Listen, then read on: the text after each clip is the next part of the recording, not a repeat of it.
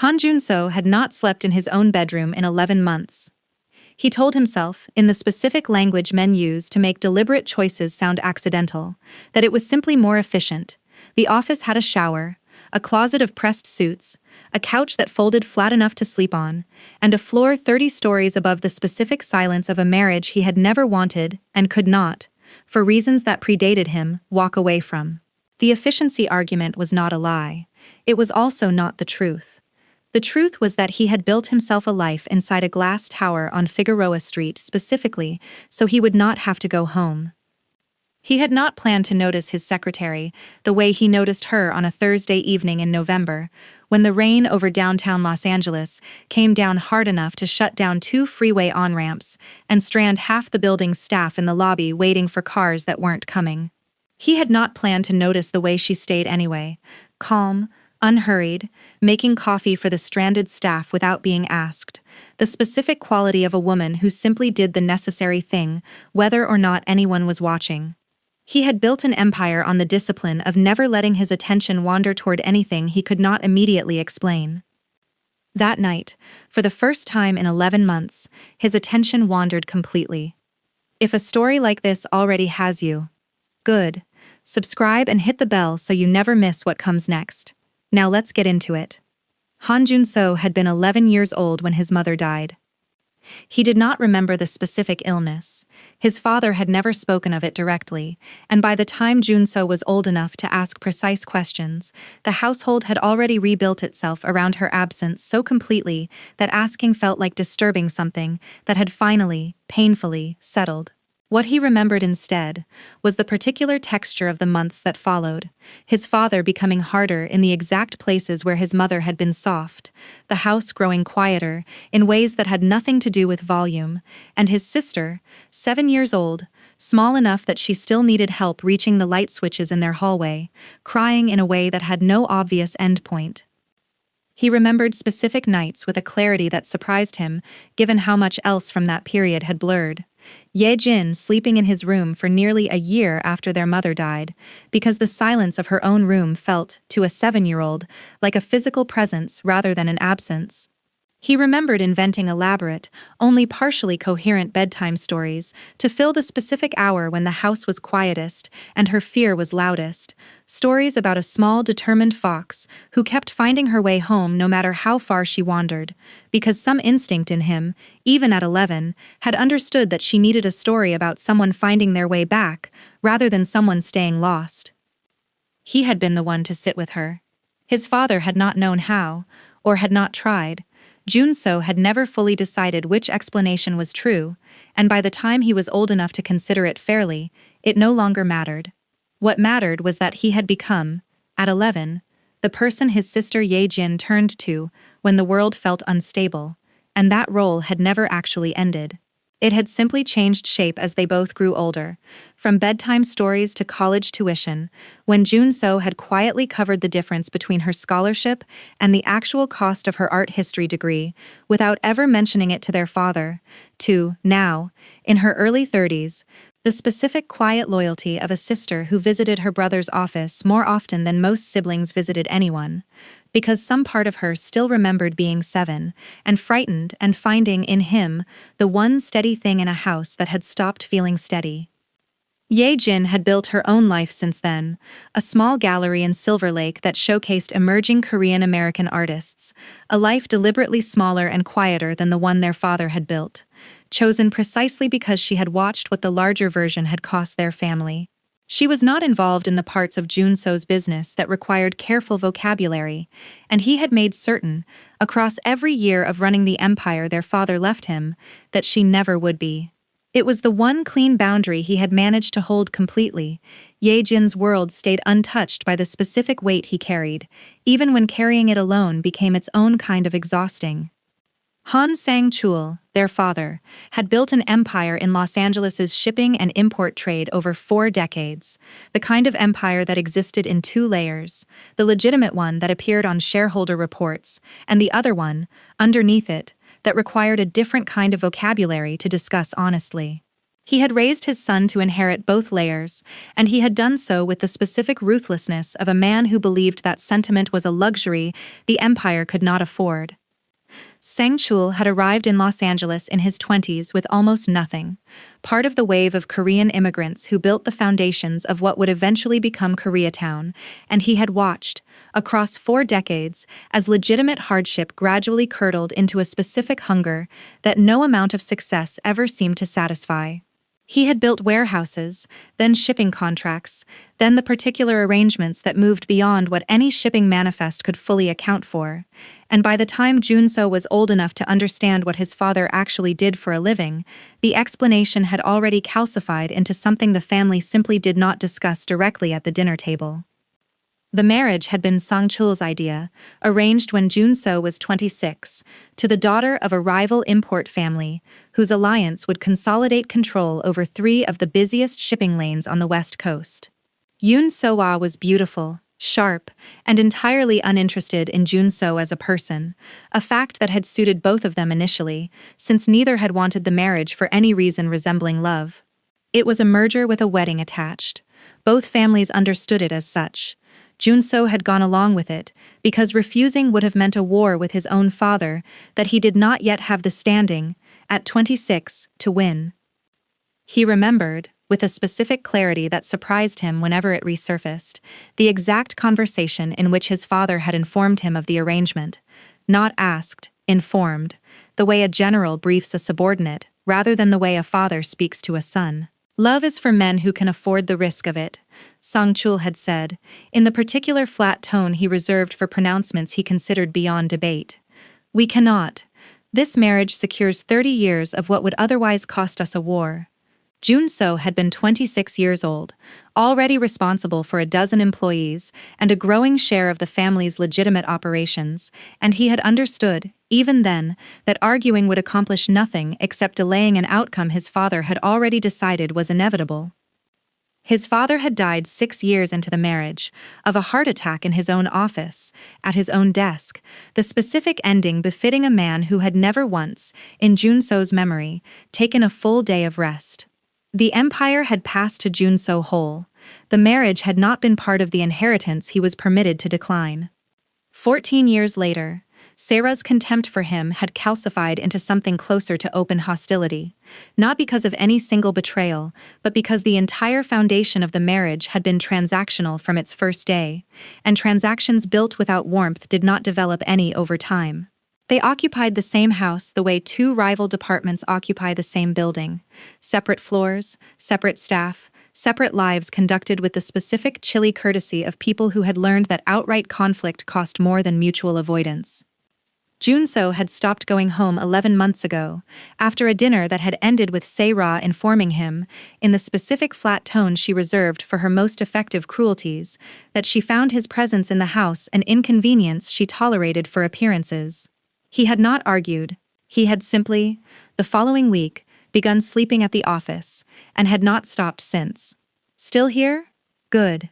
Because what happens on a rainy Thursday in November is the thing that finally interrupts 11 months of silence. Subscribe and hit the bell. Let's keep going. Simone Hale had been Hanjuno's executive secretary for 2 years. She had come to the position after 5 years of increasingly demanding executive assistant roles across downtown Los Angeles, each one a deliberate rung on a ladder she had been climbing since she was old enough to understand that nobody was going to hand her anything she hadn't earned twice over. She was 28 years old, born and raised in Baldwin Hills, the daughter of Warren Hale, who had run a small hardware store on Crenshaw for over 20 years, and Corinne Hale, who supervised the cafeteria at the elementary school 2 blocks from the house Simone had grown up in. Her parents were not poor in the way the word implied desperation. They owned their home outright after 18 years of careful payments, kept a garden that produced more tomatoes than any 2 people could eat, and had raised their only daughter with the specific, unshakable expectation that she would have opportunities they had not. Warren had a particular saying he'd repeated to Simone throughout her childhood, usually while restocking shelves or fixing something around the house that a lesser man might have simply paid someone else to handle. We don't have much, but we've never once needed anything we didn't have. It was a distinction Simone had carried with her long after she left Baldwin Hills for her first office job downtown.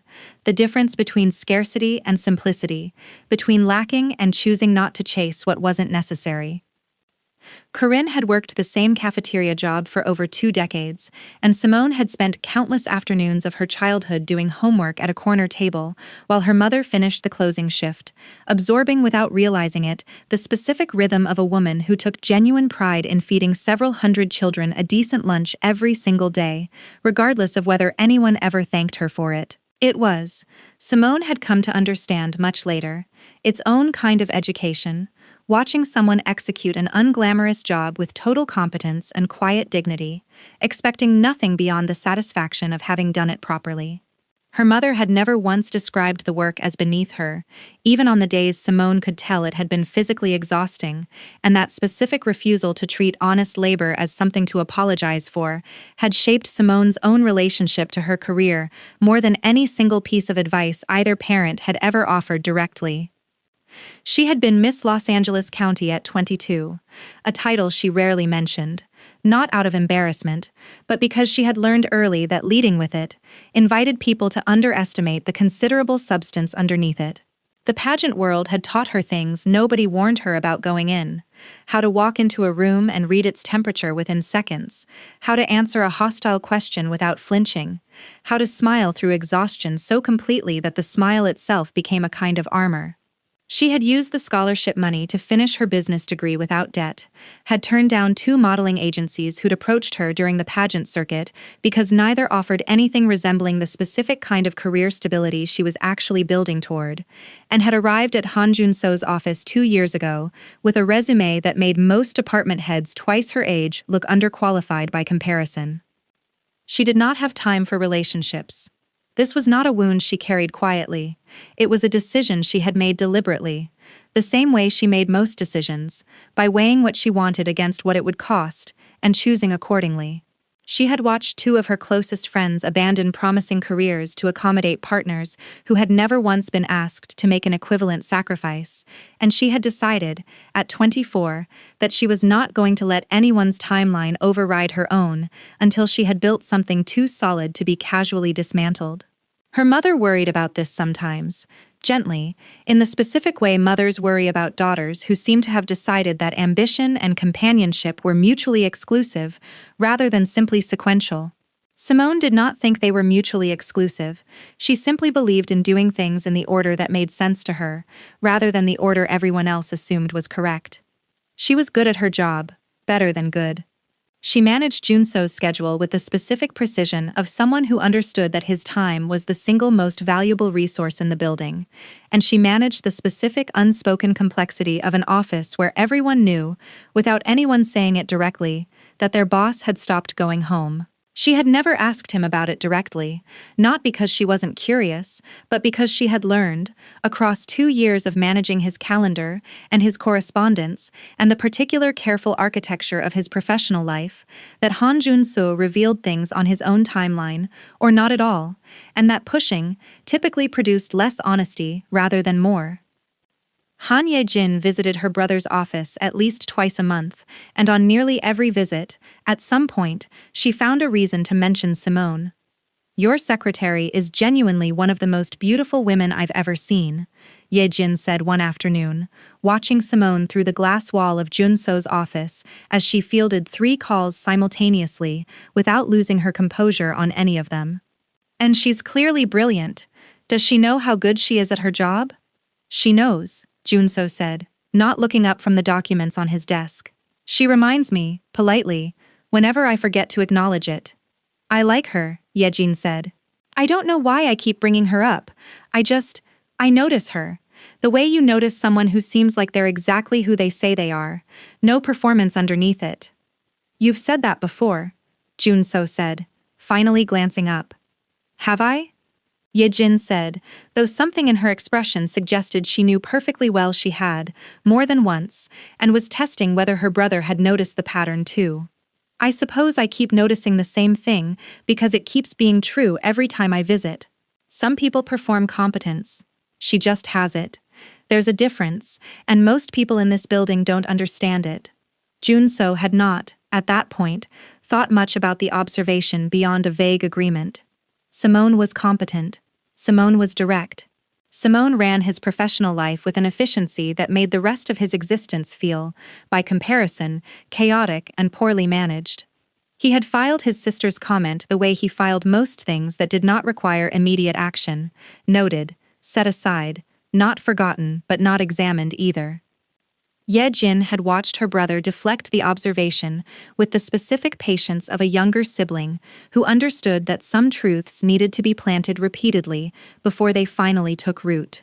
She had learned, across their entire lives, that Joon-seo processed things on his own schedule, arriving at conclusions slowly, and then all at once, and she had decided, months before the storm that finally cracked something open, that she was going to keep mentioning Simone Hale until her brother either told her to stop or finally admitted he'd been noticing the same thing all along.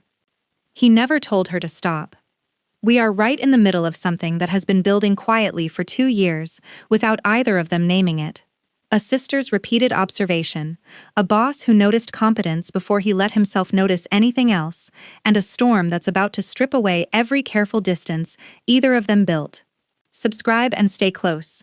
You do not want to miss where this goes. Let's keep going.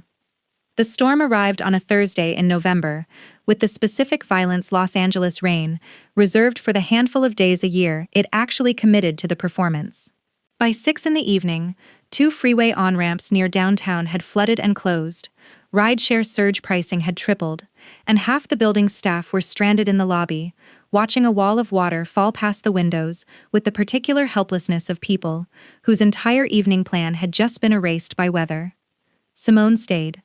She had a car in the parking structure, technically capable of getting her home even in the flooding, but she also understood, the way she understood most things about running an office well, that a handful of junior staff members were stuck without rides and without the specific resources to simply book an expensive alternative. She made coffee. She found blankets in a supply closet nobody remembered existed. She called 2 rideshare services on repeat until one finally confirmed a driver, and she did all of it without being asked, with the specific unhurried competence that had made her, in 2 years, the actual operational center of the entire floor. One of the junior analysts, a young man barely 2 years out of college, thanked her 3 separate times, with the particular earnestness of someone who wasn't used to anyone in a position of authority actually noticing when he was struggling. Simone had waved it off each time, redirecting the conversation back to logistics: which street was still passable, which rideshare app was actually dispatching drivers versus simply collecting surge fees for rides that would never arrive. It was, Joon-seo would think later, a small window into exactly the quality his sister had been naming for months without either of them fully understanding it. Simone did not perform generosity for an audience, she simply executed it, consistently, whether or not anyone was positioned to notice. Joon-seo watched from his office doorway for longer than he intended to. He had planned to leave at 7. The storm made that impossible.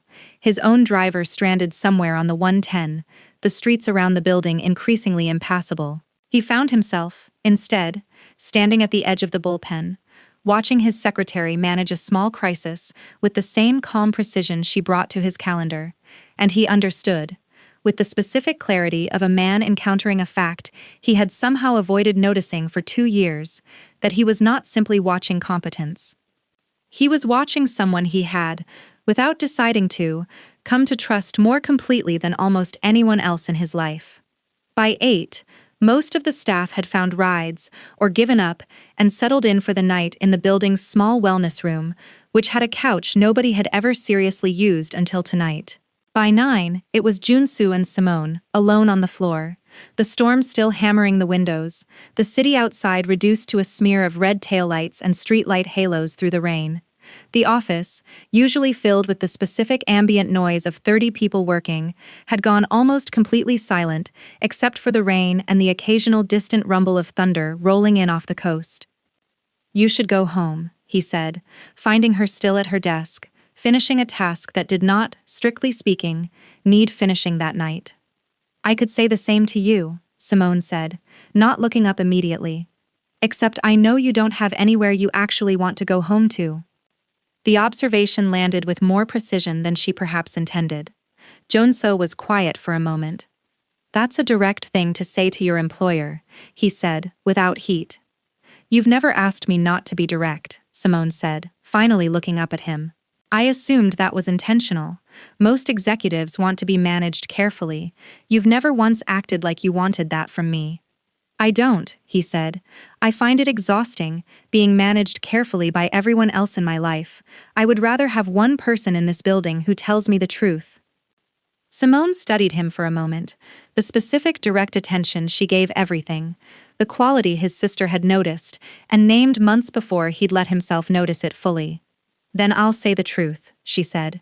"You've slept here for almost a year. Everyone on this floor knows it, even though nobody says it out loud. I don't know what happened in your marriage, and it isn't my business to ask, but I know exhaustion when I see it, and you've been carrying it a long time.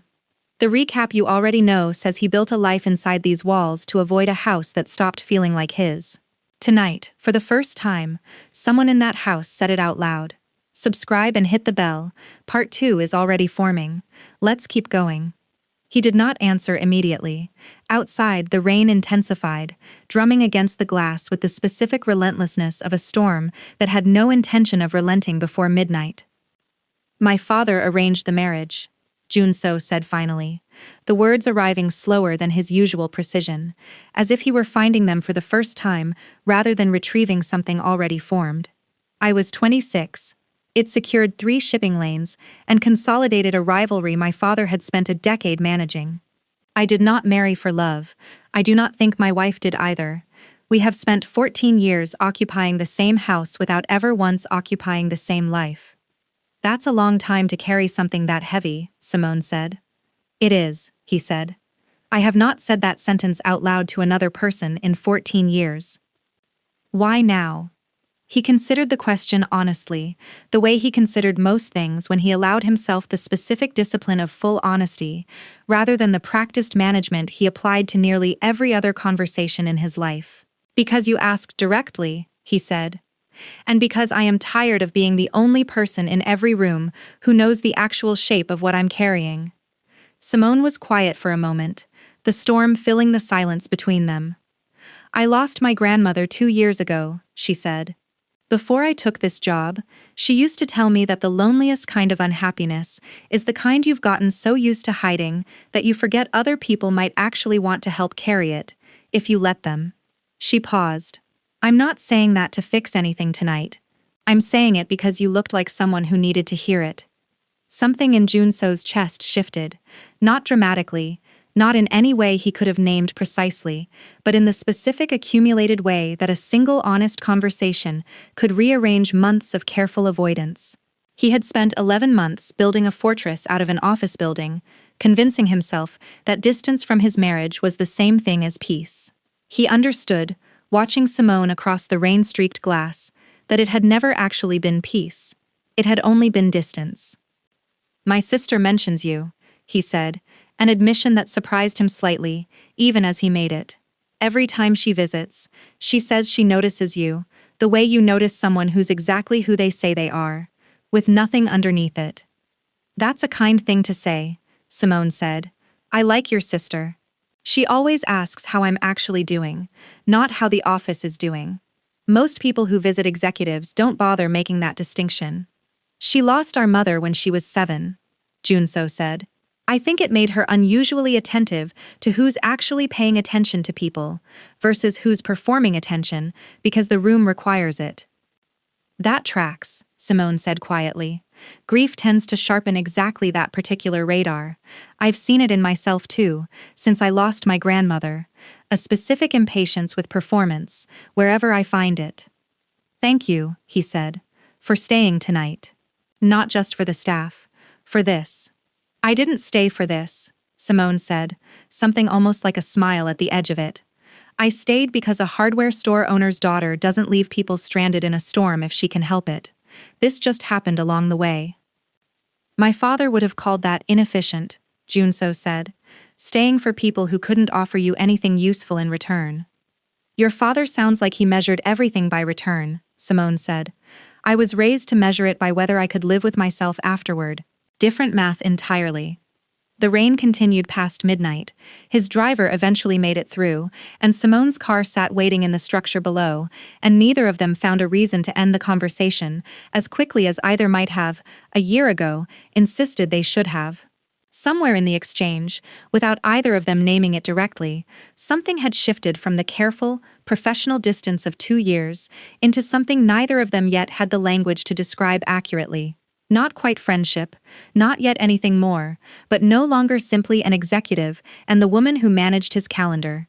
Whatever it was, it had arrived quietly, the way most true things did, without either of them scheduling it into any calendar at all. That is where part 1 ends. A marriage that was never a choice. A sister who noticed something before her brother did. And a rainy Thursday that finally cracked open 11 months of silence. The office that became a fortress had, for one night, become something closer to the opposite. A place where two people finally said the things they'd been carrying quietly for longer than either had admitted, even to themselves. Part 2 is coming. Subscribe, hit the bell, and drop a comment. Do you think Joon-seo is ready to admit what's actually happening here, or is he going to retreat back behind that office door? I read every single one. Don't go anywhere.